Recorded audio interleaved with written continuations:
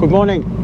It's 7:20, and we're off land at the moment. If I can turn you around and show you the land. The land's behind me, so we'll have a phone signal.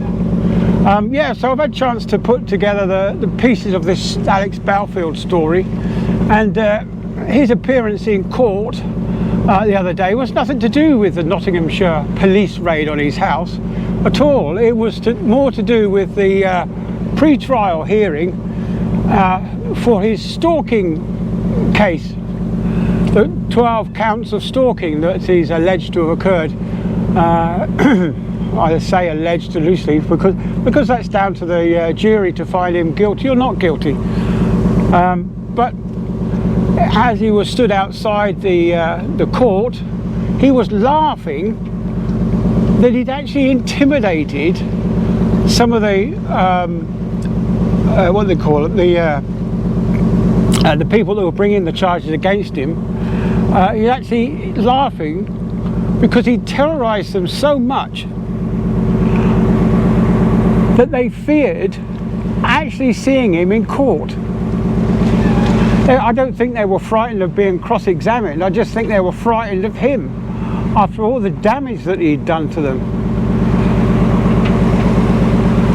And to boast about it, to boast openly in a video that he'd scared these people so much that they didn't want to see him again in court. I just find that quite arrogant, really. Yeah, so these people don't want to see him in court. They'd rather have somebody else talking to them rather than Alex Belfield, which is quite understandable. But that must now go against him because he's so happy that he's terrorised these not defendants, are they? Alex Belfield is the defendant, which again is like I said in the other video, that if he's defending himself, he can't be the prosecution. So he's not taking anyone to court. This is another example of his gaslighting. He's gaslighting his viewers in that video into saying that he was the innocent party. Well, we all know that he's not. We all know that he did actually what's the word I'm looking for? Contact these people, because he's already said that, I believe, that he did contact these people, but he denies the alarm, fear and distress that he caused these victims. I do believe he said that himself, that yes, he's looking forward to having his day in court. But if he brings up the police raiding of his house, the judge is going to throw that out because that's irrelevant to the stalking cases. That's another case.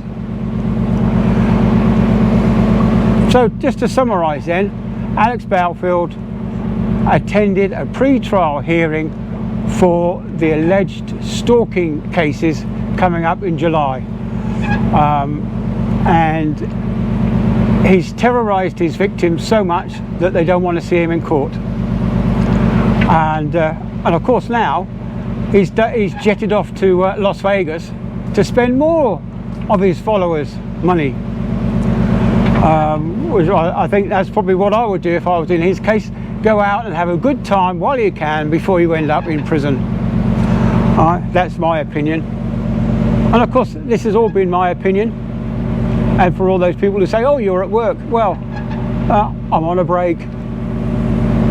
Yeah, you know you are. I'm on a break.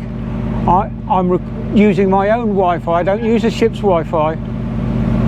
So go do one, matey. I don't care about you. And that's what Alex Belfield says, isn't it? If you don't like him, go do one. Well, I'm doing one.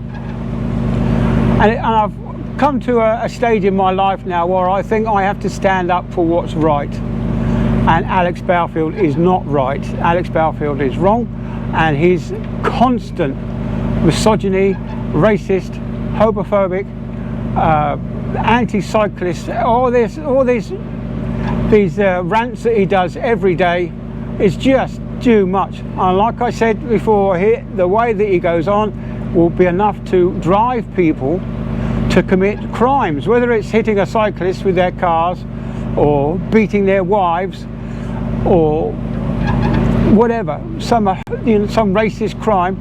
That will all be down to him, I think.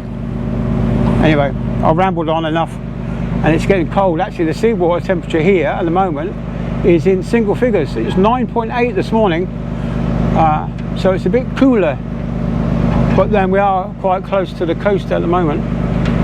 Anyway, that's enough of that. So I'm going to go back inside and have my coffee. Right, I'll see you all in a bit. Bye then.